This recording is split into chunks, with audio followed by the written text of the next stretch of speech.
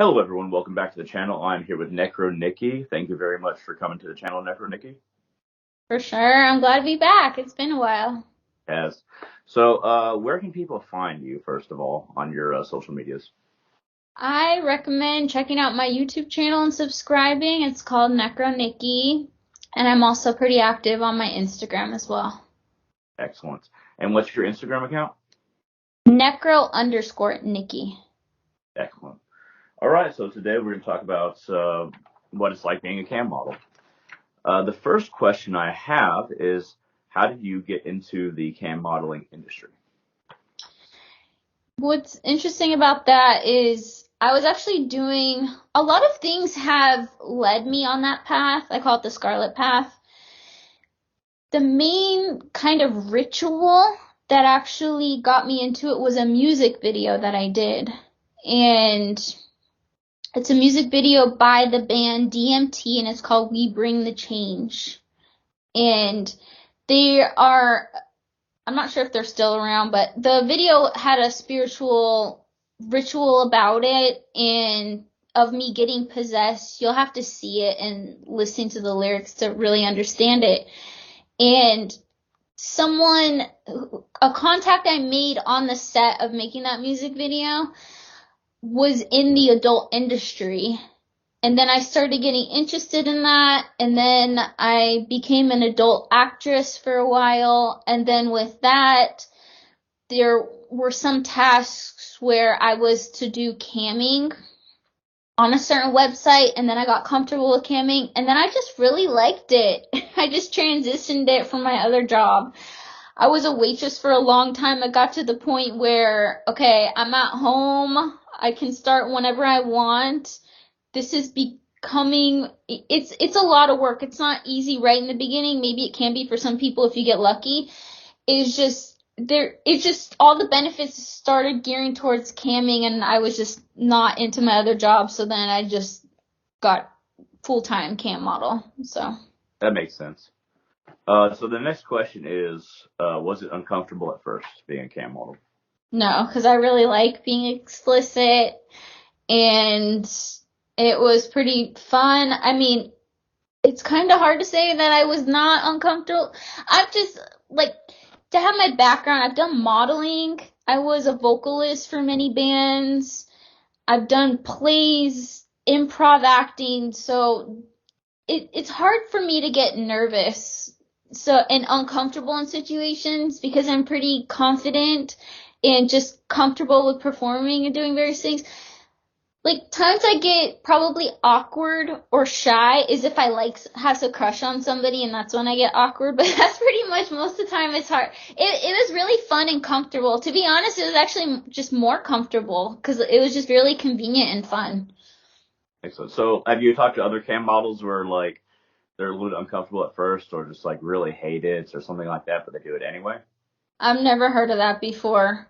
I Excellent. mean, yeah, I can't speak for other people. I'd rather not talk about them, to be honest. That's good. But We stopped it's it. cool because it's like and that's what people need to understand, is that this job is perfect for sex workers because I am doing it on my own will. I'm always having fun. I'm always having a good time. I can set boundaries. It's really comfortable because that people need to understand. I mean, I can only speak for myself, but I consent to it. I signed up for the website. I gave them, had them review over my information, and I log in. And anytime I want to block somebody or log off, I can always do that instantly. Say I'm just like feeling like I just need to do something else.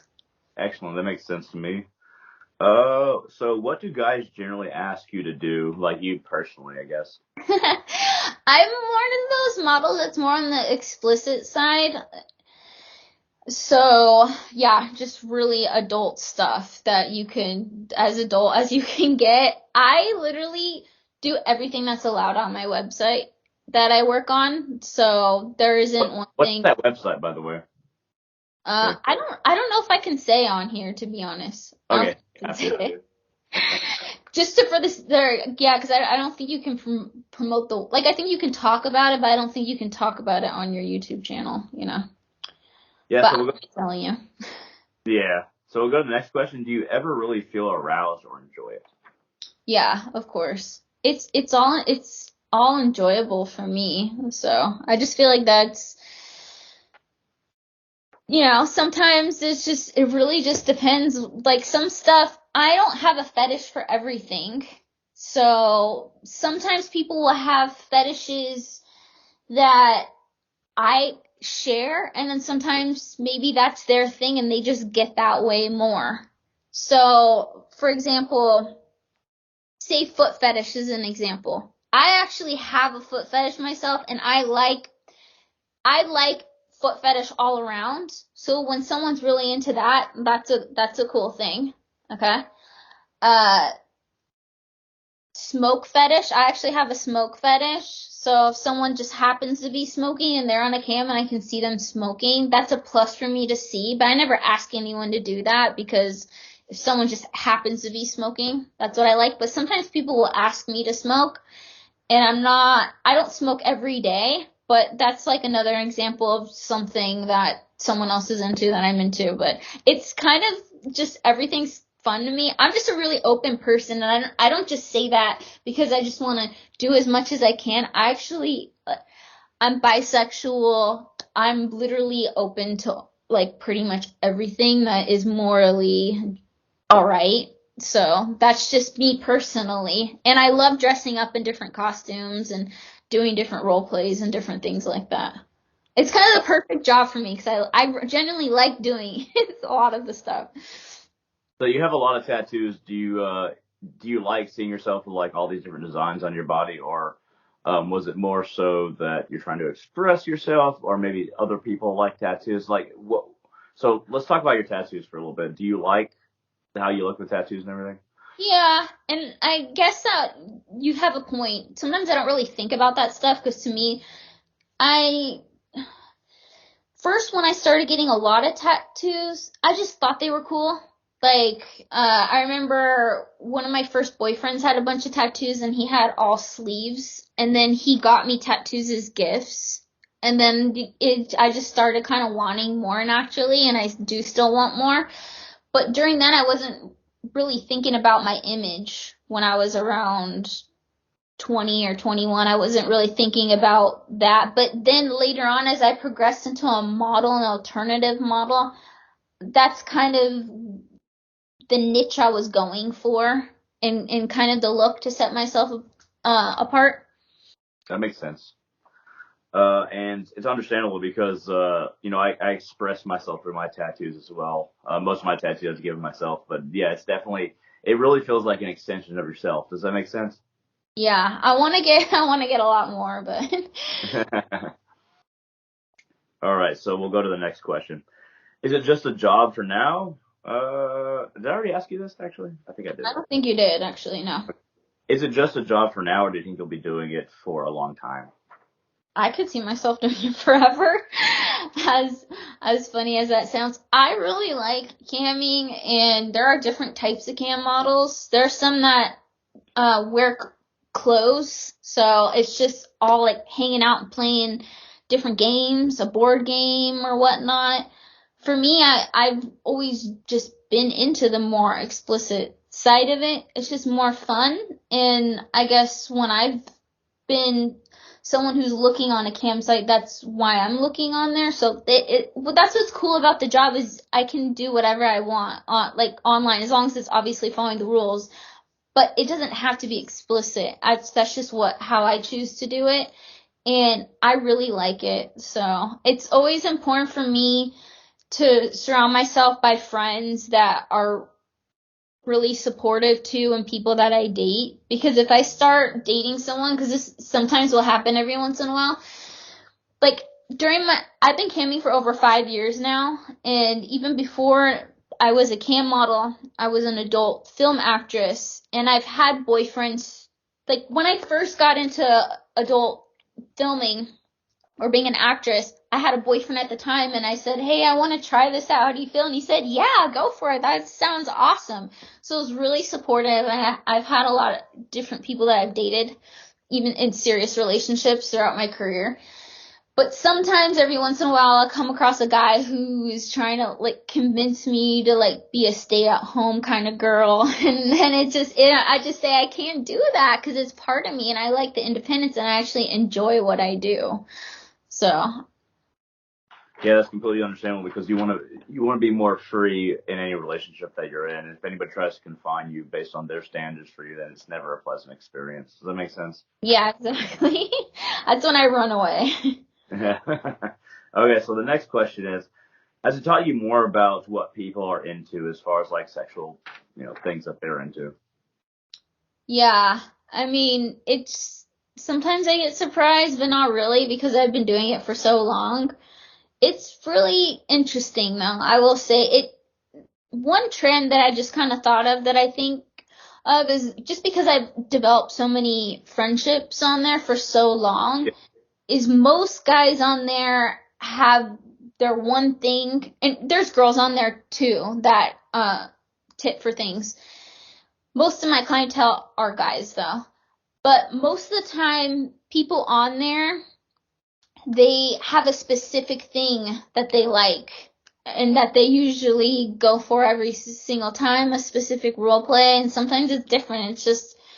It's kind of just figuring out what the kinks and fetishes that they have, or it could be just kind of basic fun, adult fun. So it really just depends, but yeah, sometimes I'll even check something off my own bucket list, which isn't that long these days, and get inspired to be into different types of things. That makes sense. What is like, how does pricing work as far as being a cam model? Like, how does somebody tip you, or like, what do they pay for exactly? You don't have to say exactly what you do necessarily, but how does pricing work in the cam model industry?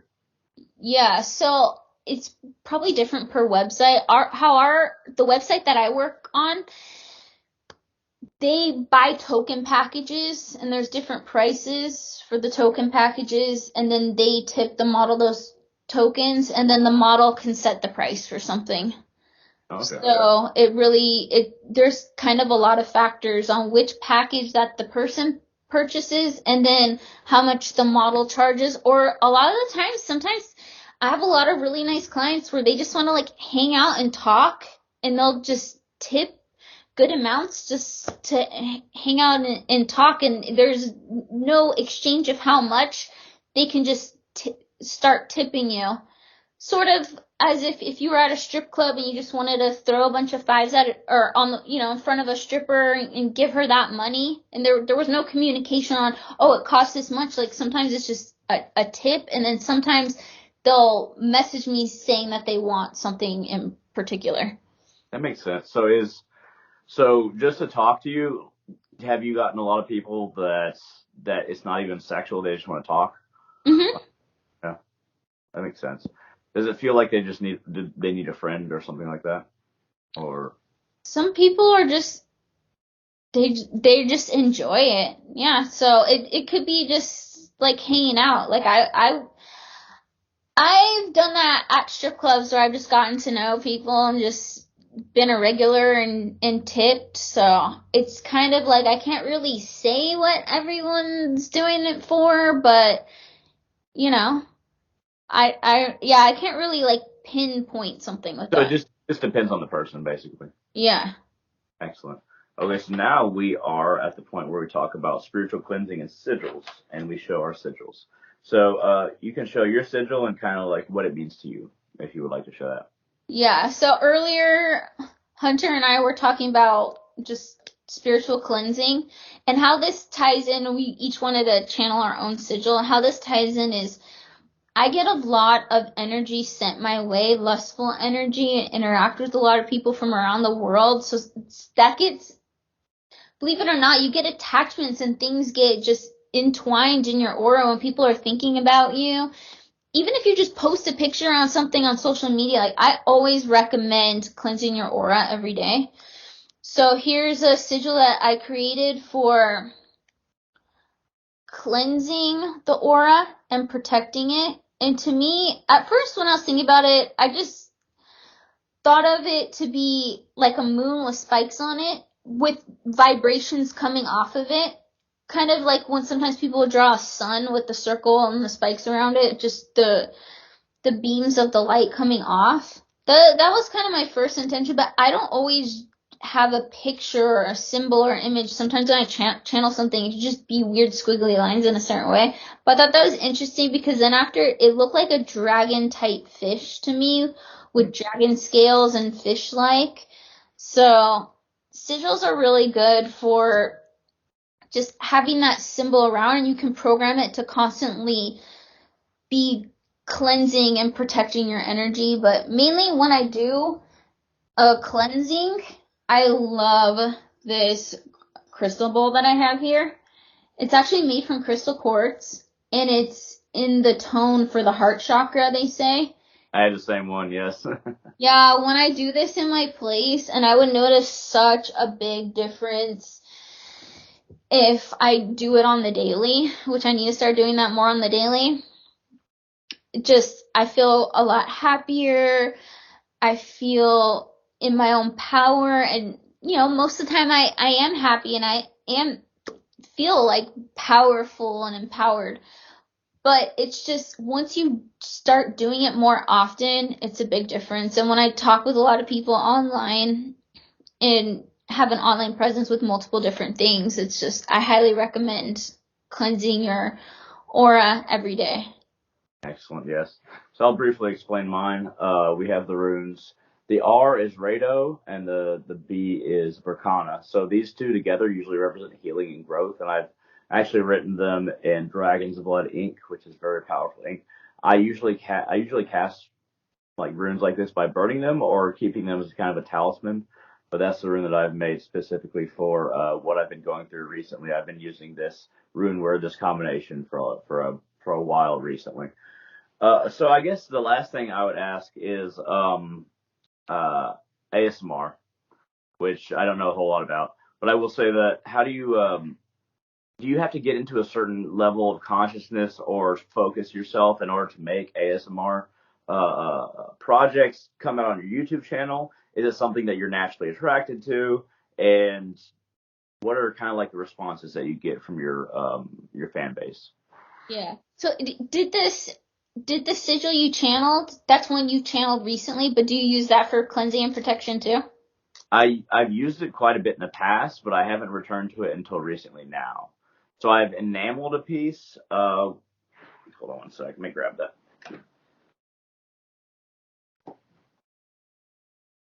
So enameling is basically heating up glass to a liquid state, and then it goes in the shape that you have drawn out.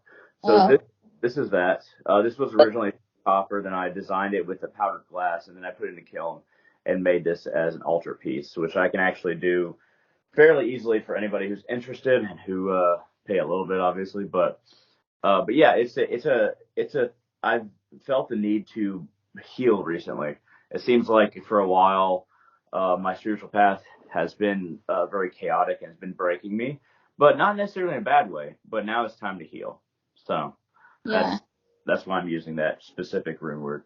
Okay. I'm going to answer your question, but I just have one more question about your sigil before. So I noticed you use fancy paper, like these are just Post-its with the marker. You have fancy parchment paper with dragon's blood ink. Do you notice a big difference when you use the parchment paper and dragon's blood ink? Because you have them magically infused also, so it just feels like extra powerful. Yes. My favorite, and I'm saying this as a vegetarian, my favorite parchment is sheepskin parchment, which is very expensive. But this is not that. This is just a really rough but very natural piece of parchment. I do notice a difference. It feels, the best way I can describe it is that it feels more natural. It doesn't feel artificial. And that's usually why I use various kinds of parchment, is because it just feels better energetically. I can't really describe it though, but it does feel better energetically. It's kind of like lighting a candle with a match or lighting a piece of parchment with a match rather than a lighter, it feels better energetically. But I guess that's the best way I can describe it. For sure. Yeah, with my ASMR channel, a lot of the times, at least when I'm getting ready, because most of the time I have makeup on, although there's some videos that I've recorded recently where I wasn't wearing makeup. But usually when I'm getting ready, at least setting up or doing my hair, I'll have other ASMR content in the background to set the mood. So it feels like there's a certain state, because if I don't do that, I'll kind of just talk like I am now. And with ASMR, there's whispering ASMR where it's like you're telling a secret. And then some people, like soft spoken, say you're telling a spooky story or something and you didn't want anyone to really hear you. There's just different tones. But that's a lot different from me talking like this. Because if someone's trying to relax at the end of their day and get that ASMR tingly sensation, usually most either whisper, and that one's really popular, or the soft spoken like this. And there's just different ways of talking. So it just kind of changes the mood with the talking. I noticed that I usually have ASMR videos going on in the background when I'm getting ready, because it puts me in the mood, because I almost forget and just start talking normal while I'm recording. Because, I don't know, sometimes I'm just not overthinking it. And I usually make videos based on what my viewers like. So I'll notice this video's gotten a lot of views, and I do talk about witchy and occult topics sometimes, not always. I posted a video today with no talking whatsoever. The trigger was just personal attention and leather gloves. So getting really close to the camera. I've tried some where just got into either the seasons where it's kind of witchy, goth subculture. What's really popular on my channel is gloves and leather gloves. It's just some people have me on gloves and leather gloves playlists, and then those will be some of the most searched ones that people watch, because YouTube will notice that people watch those more often and longer, so I'll notice that those are the ones that they're pushing out and that pop up on search for people. So gloves is a big thing, or I'm just like wearing gloves, and the gloves thing is really funny, because I remember once I needed to wear gloves and cover my hand, and I kind of accidentally introduced that into my YouTube, and then it turned it into, it's just a thing that a lot of people on there like. And some people are really obsessed with satin gloves. Some are obsessed with the rubber, and then there's of course the leather like I mentioned, and there's velvet, and there's different kinds, but just the sounds of the fabrics, they bring that tingly vibe. So I change it up and try different things all the time to see, you know? Yeah, for sure. It's yeah, that's very interesting. I should probably watch more of your videos because it sounds fairly relaxing. My thing has always been like rubbing a leather glove over a gravestone, which is very specific, extremely specific. At any rate, thank you very much for being on the channel, Necro Nicki. And would you like to say where people can find you just one more time? Yes, check out my YouTube channel. It's very chill, called Necro Nicki, and I'll see you next time. Excellent. Thank you for watching, everyone, and we hope to see you on the channel in the future.